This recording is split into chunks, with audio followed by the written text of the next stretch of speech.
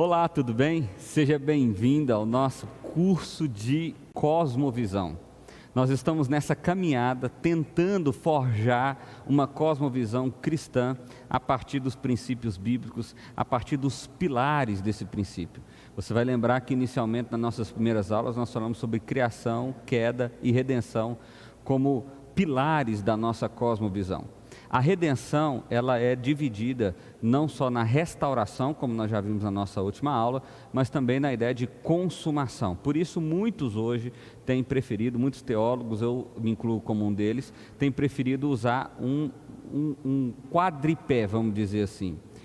Criação, queda, redenção e consumação. Dividindo então a consumação da restauração ou da redenção para melhor compreensão nossa. Então, hoje o nosso assunto é consumação. E nós vamos falar sobre isso, meu irmão. É essencial nós entendermos esse processo para termos uma cosmovisão bíblica.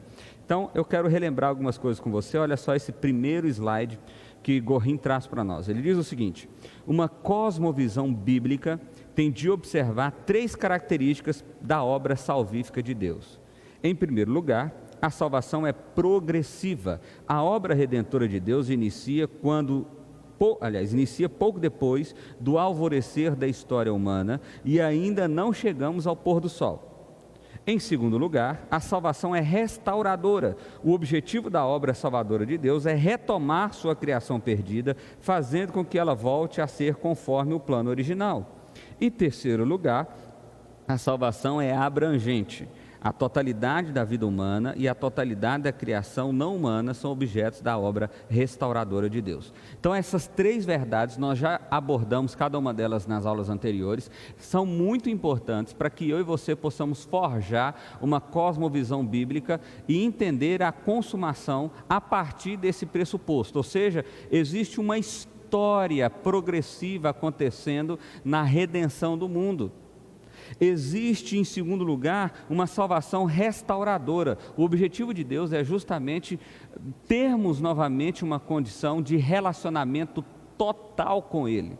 Aliás, vai ser melhor do que foi no Éden, porque não vai haver pecado, nem tentador, nem nada nesse sentido. Então nós vamos voltar àquela condição original de relação plena com Deus. Em terceiro lugar, a salvação é abrangente, ou seja, ela não é só para o homem, ela não é só para a alma humana, como alguns acabam tendo essa ideia errônea, nós já vimos isso tem a ver com a filosofia grega, mas sobretudo ela é para tudo. A salvação, a redenção, a restauração vai ser totalmente abrangente. Isso precisa estar claro para nós, para que nós possamos então desenvolver o tema sobre consumação. David Lawrence, ele diz o seguinte: a Bíblia toda nos leva a esperar uma restauração gloriosa da vida na terra, de modo que a era vindoura será uma aventura infinitamente emocionante de viver com Deus na nova terra. Com a presença divina permeando cada ato, seremos plenamente humanos do que jamais fomos libertados.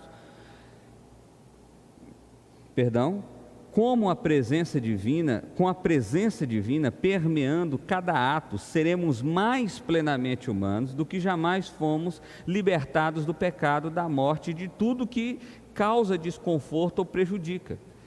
A consumação, então, é o ato final dessa restauração, é o ato final dessa redenção. Heber Júnior diz o seguinte: chegando ao último ato da história bíblica, a consumação de todas as promessas redentoras. Chamamos cada um desses atos de pilares da cosmovisão, porque essa história fundamenta a nossa forma de enxergar o mundo. Elas são o evento objetivos fora de nós, que devem ser subjetivamente apropriados por nós. E quando encarnamos as verdades dessa história e vivemos consciente dessa história, que nossa cosmovisão se compatibiliza com a revelação bíblica. É extremamente importante, então, meu irmão, esses pontos que nós temos abordado até aqui: criação, o que isso significa, qual o propósito de tudo isso, queda, o que isso significa, como isso influenciou a existência do mundo hoje, as nossas relações sociais, consumação, redenção, o que isso significa, o que nós aguardamos e, sobretudo, agora a consumação como ato final de todo esse processo. Heber Júnior diz o seguinte, olha só: viver à luz da criação significa, por exemplo, relacionar-se com pessoas mais complicadas à luz do fato de ainda serem imagem e semelhança de Deus. Olha que legal.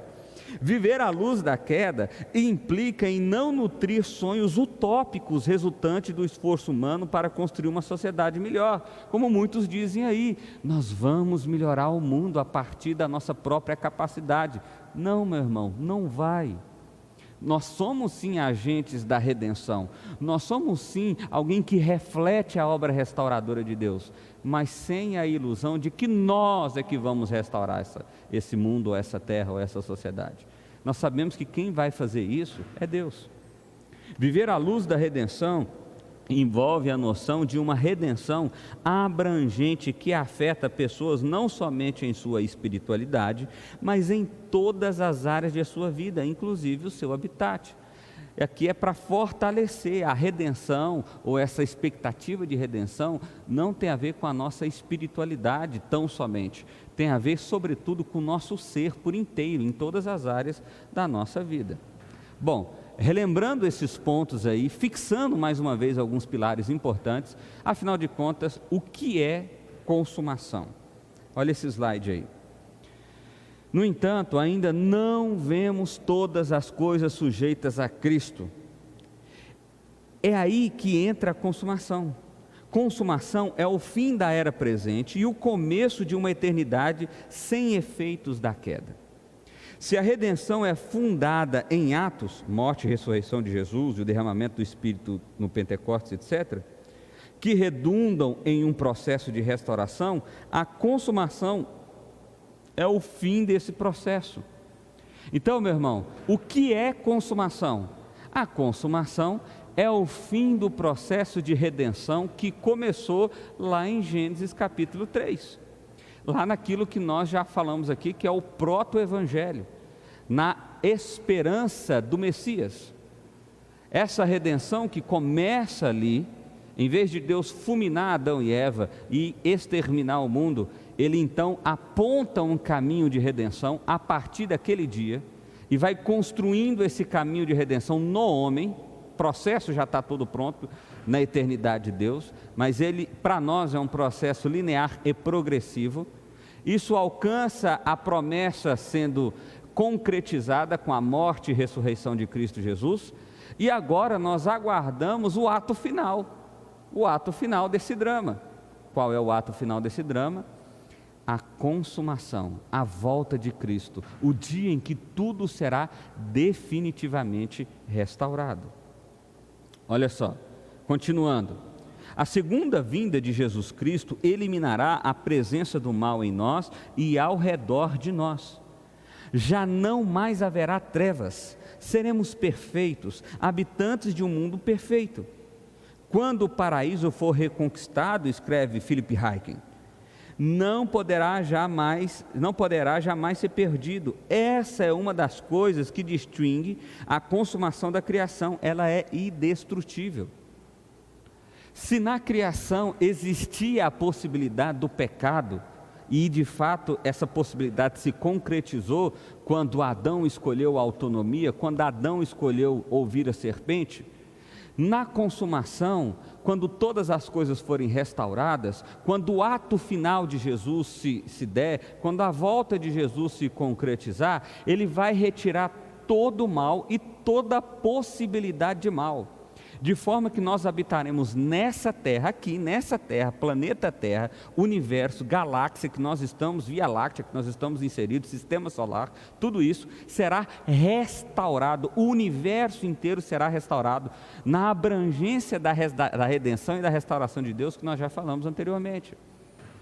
E é nessa restauração, nessa redenção, nesse mundo restaurado de Deus, que nós habitaremos. O mundo vai ser perfeito, o mal não vai se fazer presente, a possibilidade do mal não vai existir, e nós também seremos perfeitos. Por quê? Porque o mal também, as trevas, será definitivamente arrancada de nós. Essa é a consumação. Isso é a consumação. Essa é a visão bíblica de consumação. É o ato final da redenção, o ato final da restauração. Entendeu por que alguns teólogos não gostam de fazer essa separação? Porque está intrinsecamente ligada à ideia de restauração, intrinsecamente ligada à ideia de redenção.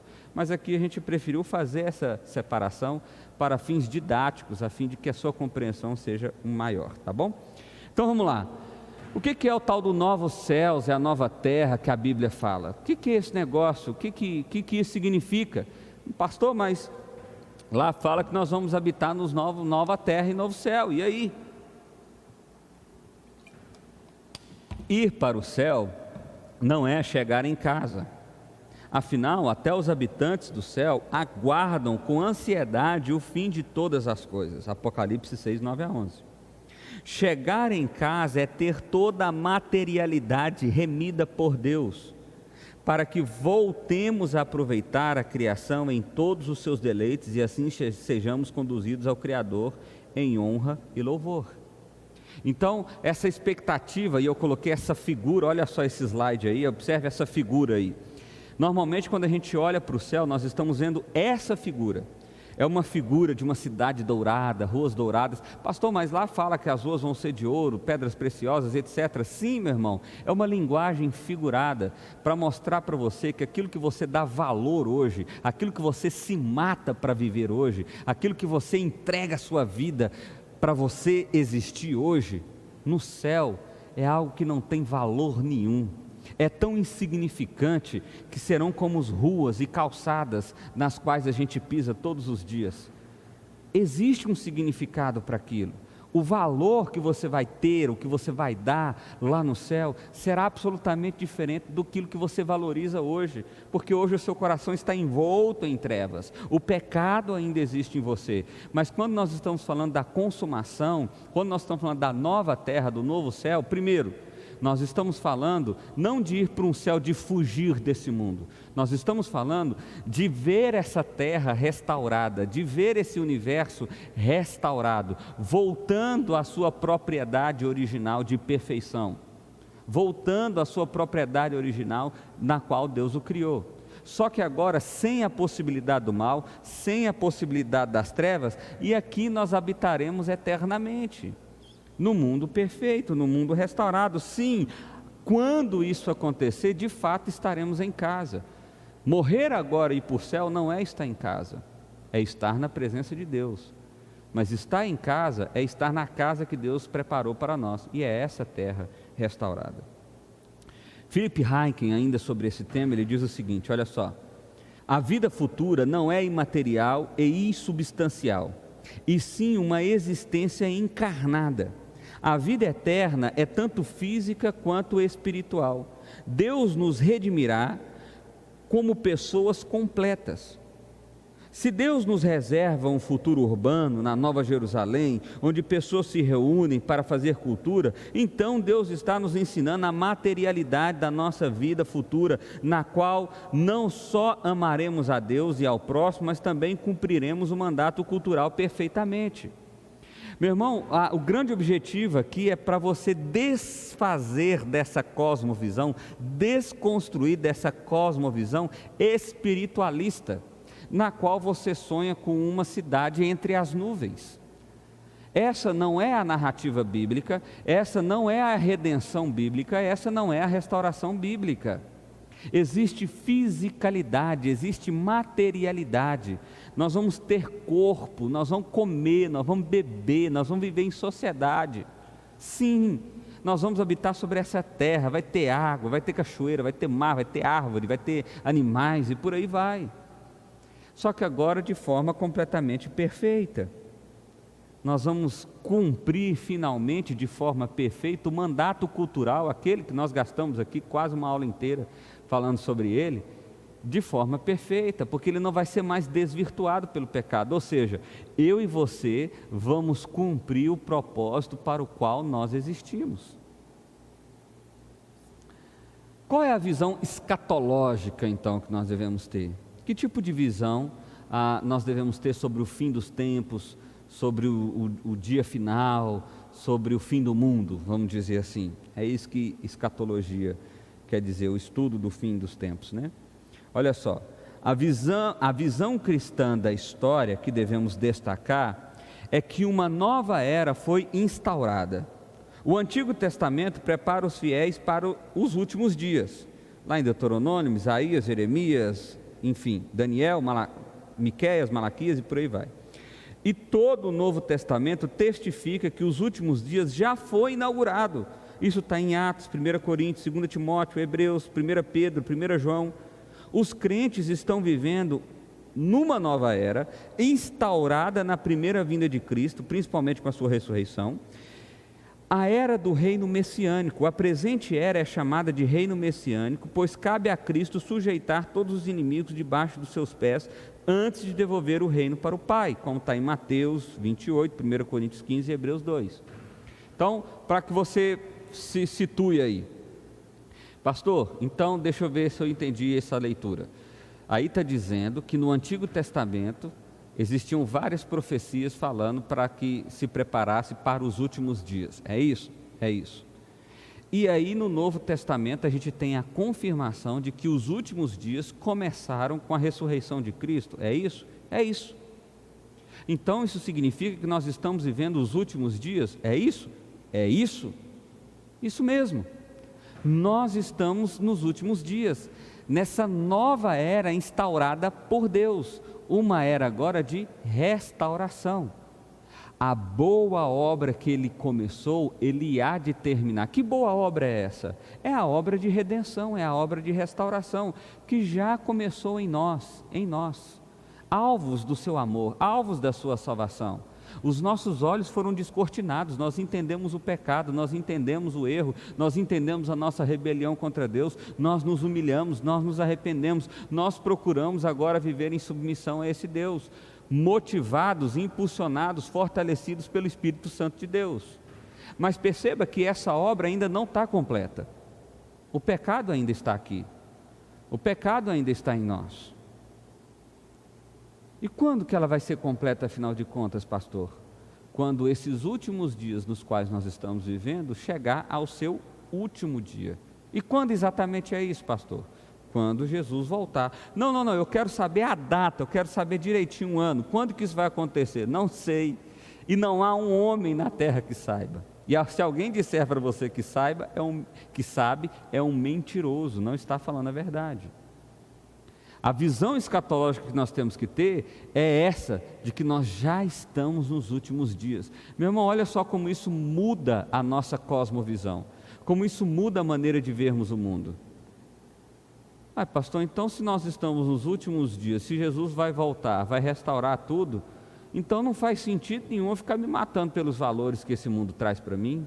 Não, nenhum sentido nenhum. Pastor, então peraí, então para mim é mais negócio ficar aguardando a restauração de Deus. Isso. E como que você vai guardar essa restauração de Deus? Vivendo para a glória dEle, vivendo a redenção e a restauração que Ele já começou em você. Vivendo a identidade de filho que Ele te deu. Entendeu? Olha só como é importante a visão escatológica para a construção da nossa cosmovisão. Essa tensão ainda de últimos dias, Anthony Huckman, ele diz o seguinte, olha só esse slide. Por um lado, o grande evento escatológico do Antigo Testamento é cumprido em Cristo, na plenitude dos tempos. Então, a escatologia do Antigo Testamento, de certa forma, ela se cumpre na vinda de Cristo. O que Paulo vai chamar de plenitude dos tempos. Lá em Gálatas, 1 Coríntios, Hebreus também a mesma coisa e 1 João. Por outro lado, Deus prepara a consumação futura baseada na vitória de Cristo no passado, por intermédio de sua morte e ressurreição.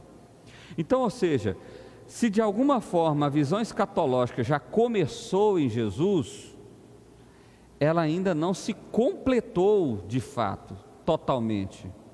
Por quê? Porque ainda aguardamos a consumação final. Mas por que nós podemos aguardar a consumação final? Por causa justamente da vinda de Cristo, da sua primeira vinda, e da vitória certa que Ele teve na cruz do Calvário. Então, por causa da sua vitória do passado, é que nós temos confiança na vitória definitiva do futuro. Entendeu a lógica? Heber Júnior, ainda falando sobre essa visão escatológica, ele diz o seguinte: esse duplo direcionamento da escatologia do Novo Testamento é a tensão entre o já e o ainda não. Olha só como isso é interessante. Nós já experimentamos alguns efeitos dessa nova dispensação, ou seja, da restauração, mas não por completo. Por exemplo, somos filhos de Deus, mas ainda aguardamos a redenção material como parte dessa adoção. 1 João, Romanos. Temos vida eterna, mas ainda estamos sujeitos à morte física. Somos nova criatura, mas ainda não habitamos os novos céus na nova terra. Já vencemos o poder do pecado, mas não a sua presença. O reino de Deus é chegado, mas ainda oramos: venha o teu reino.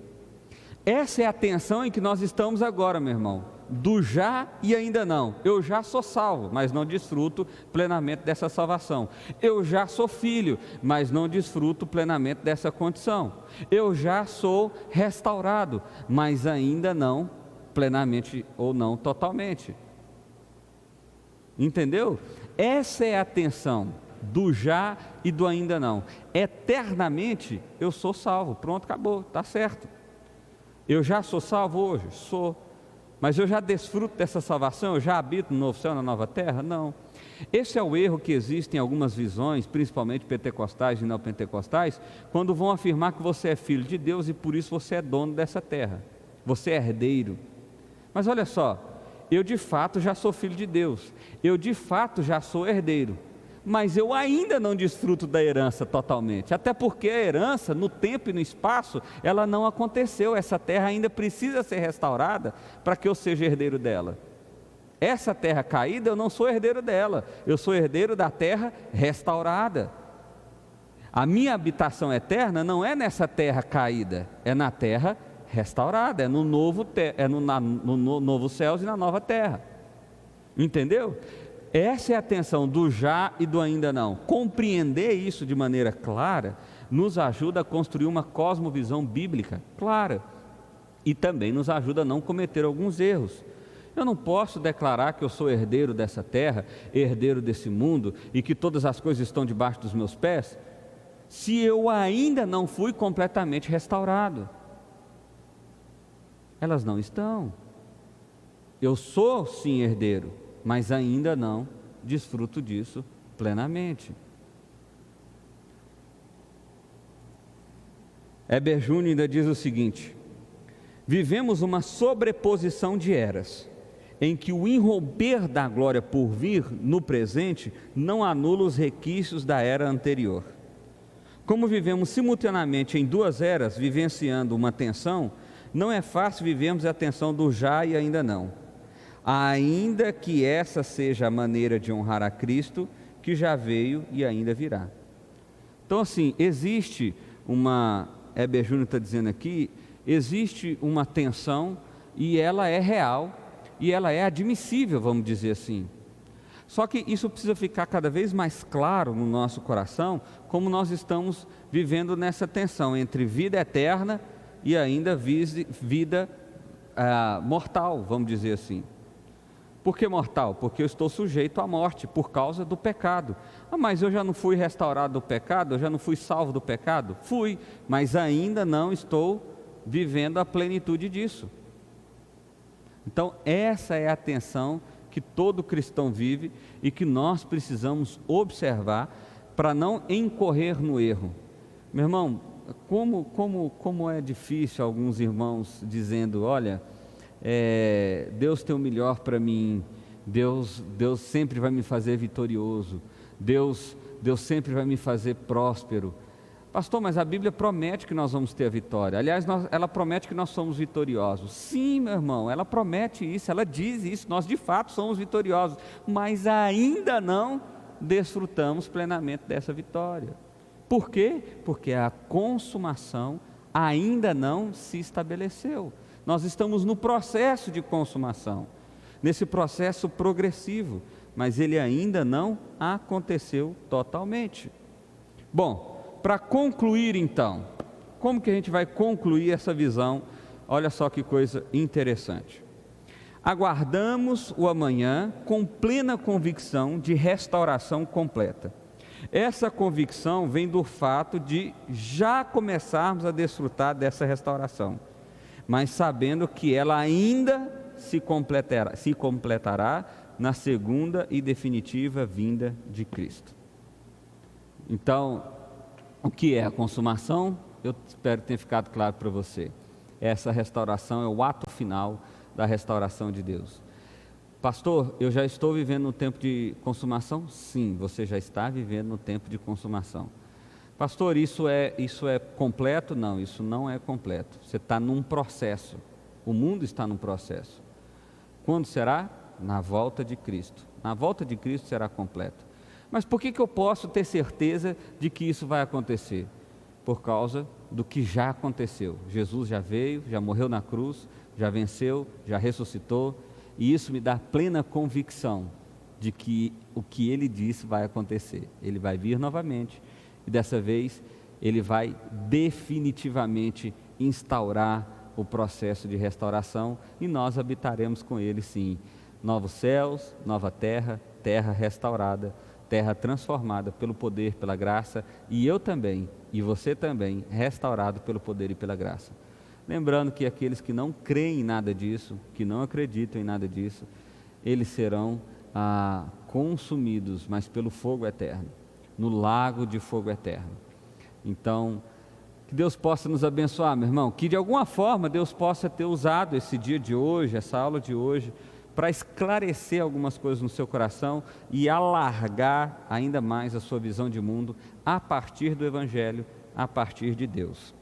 Deus te abençoe. Até o nosso próximo encontro. Um forte abraço.